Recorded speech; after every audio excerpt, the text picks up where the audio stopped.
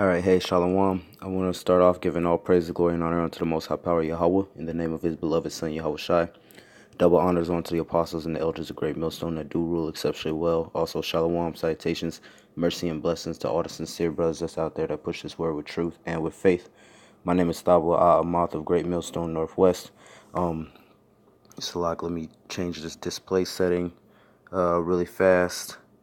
Uh, as I was saying, from Great Millstone Northwest, I got this lesson today. Just a thought that crossed my mind of that turns out to be absolutely scriptural, of course. So I have some scriptures also that I want to read for brothers that's based on this thought, which is that it's very important for us to actually separate ourselves from this world. We cannot be a part of this world and a part of this system. All right. Now, when I'm saying that, I'm not saying that you're supposed to shut yourself all the way off and you don't work and you don't do nothing. You know what I'm saying? That's not what I'm saying. What I am saying is that you cannot be, you got to keep people at a distance, man. With these people, you have to keep them at a distance. You cannot allow them to, what was that movie? Get On Up. About James Brown, what he said. He said, "You're not gonna make me get about myself," and that's pretty much what I'm trying to say is that you cannot allow these people to get you out of yourself, being that you are being overly friendly with them. Okay, because the truth is there is a separation between the men of the Lord and everyone else. All right, and the scriptures speak about it. So I want to grab 2 Corinthians chapter 6. And we are going to start at verse 14. And I'm going to let the scriptures actually speak. This is 2 Corinthians chapter 6, verse 14. Be ye not unequally yoked together with unbelievers. All right. Now, yoked together, that word yoke, when Paul's saying this, he's referring to you'll do this with cattle, either oxes or steers, or so on and so forth, horses even.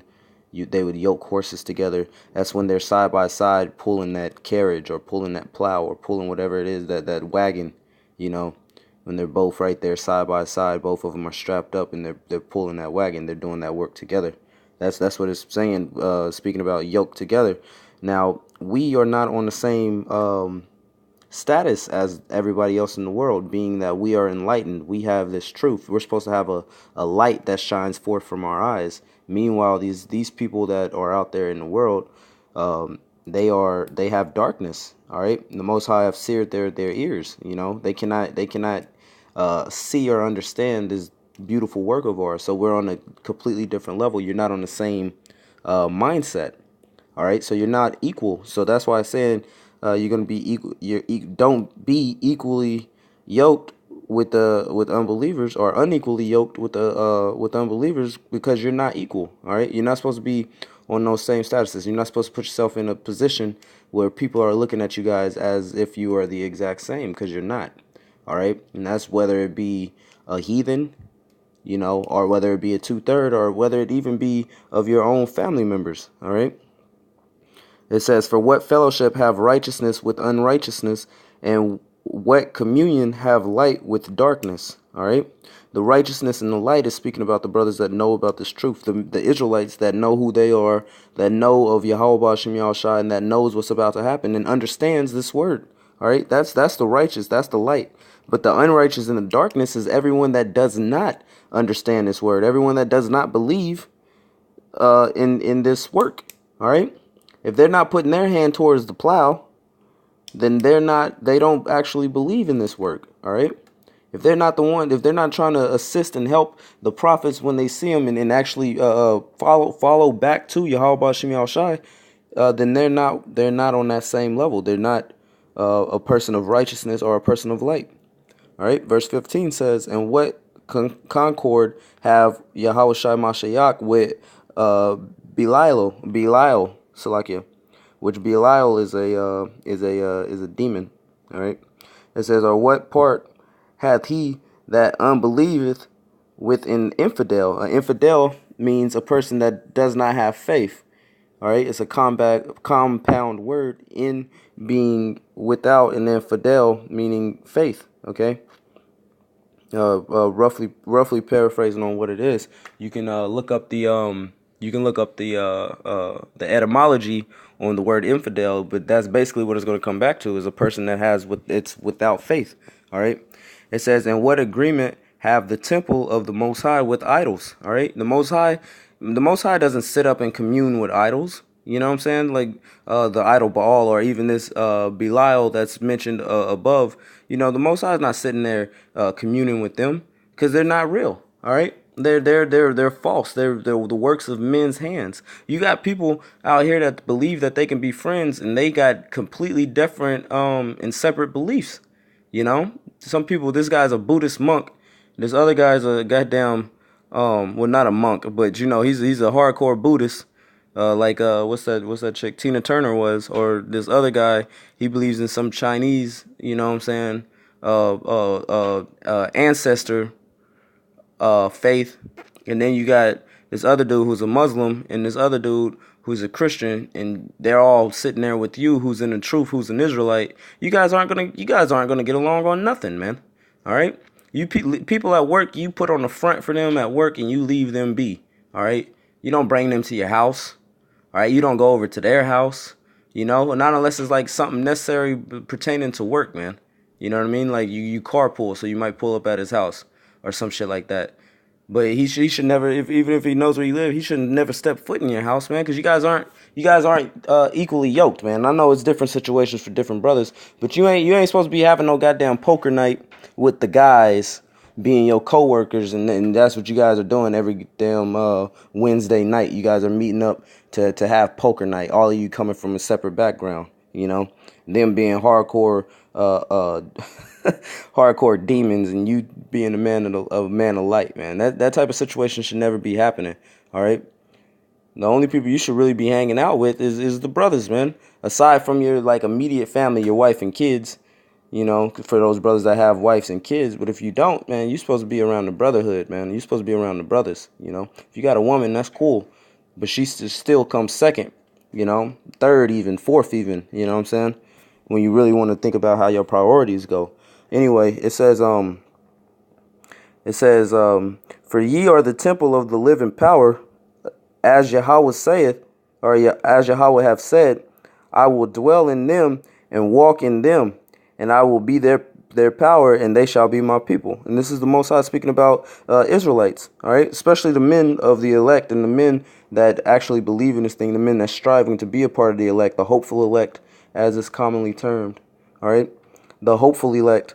Those men, the Most High is walking within them, man. They don't got no business being with somebody who's a Satanist, you know what I'm saying, or somebody who believes in the Illuminati. They wear the Illuminati as their faith, because there's actually people out there, you know, or Freemasons or whatever. You know what I'm saying? Just because he's a quote unquote, I'm doing air quotes, you can't see me, but he's a quote unquote cool guy, or a quote unquote cool nigga. You know what I'm saying? You ain't supposed to be chilling with them. Supposed to have yourself way better than that. And if you're freshly coming into this thing, you got to start separating yourself from people. You have to start separating yourself from people. All right. Verse 17. Wherefore come out from among them and be ye separate, saith the Lord. All right. The Most High and Yahweh Shai is clearly saying that you got to come away from that. You have to get away from that. It is very important to your faith and your salvation that you separate yourself from these people that are not following after Yahweh Hashem Yahweh Shai. All right, and you need to surround it. It'll be more healthy. It'll behoove you to actually surround yourself with brothers that believe. All right, like as much as you can, be around brothers that believe. Of course, sometimes you're gonna want your alone space. Sometimes you're gonna have to be by yourself. You know. But more than that, you should be around brothers, man. Those are the real men that's looking after your life. Those are the ones that's actually striving for the same thing you are, got the same goals, like-minded men.